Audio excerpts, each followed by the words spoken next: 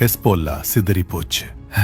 இப்போ ஈரானுக்கு தெரிஞ்சு போச்சு, நாம வளர்த்த அரண்கள் எல்லாம் விழுந்துடுச்சு, இனிமே நாம தான் களத்துல இறங்கணும்னு.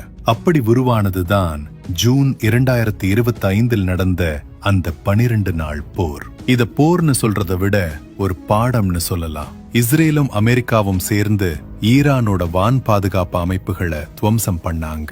குறிப்பா ஈரானோட பெருமையா இருந்த அந்த பாலிஸ்டிக் ஏவுகணை தளங்கள் அதுல 40% அழிக்கப்பட்டுச்சு. ஈரானோட முதுகெலும்ப உடைக்கிற மாதிரி ஒரு தாக்குதல். இப்போ நாம நிகழ்காலத்துக்கு வருவோம். பிப்ரவரி 2026. ஒரு சாதாரண நாடு இவ்வளவு அடி வாங்கினா என்ன பண்ணும்? சரணடைஞ்சிடும் இல்லையா? ஆனா ஈரான் என்ன பண்ணுது? அதுதான் இப்போ அமெரிக்காவுக்கு பயத்தை உண்டாக்குது. காயப்பட்ட புலி ரொம்ப ஆபத்தானதுன்னு சொல்லுவாங்க.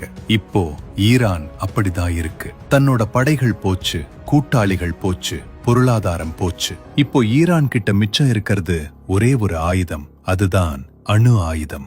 2026 நிலவரப்படி ஈரான் அணு ஆயுதம் தயாரிக்கிற விளிம்புல வந்து நிக்குது. 2015 ஒரு ஆண்டு தேவைன்னு சொன்னாங்க. இப்போ சில வாரங்கள், ஏன் சில நாட்கள் கூட போதும்னு சொல்றாங்க. ஈரானோட நெடான்ஸ் மற்றும் போர்த்தோ அணு உலைகள்ல மைய விலக்கு இயந்திரங்கள் இடைவிடாம சுத்திக்கிட்டே இருக்கு. யுரேனியம் குவிஞ்சுகிட்டே இருக்கு.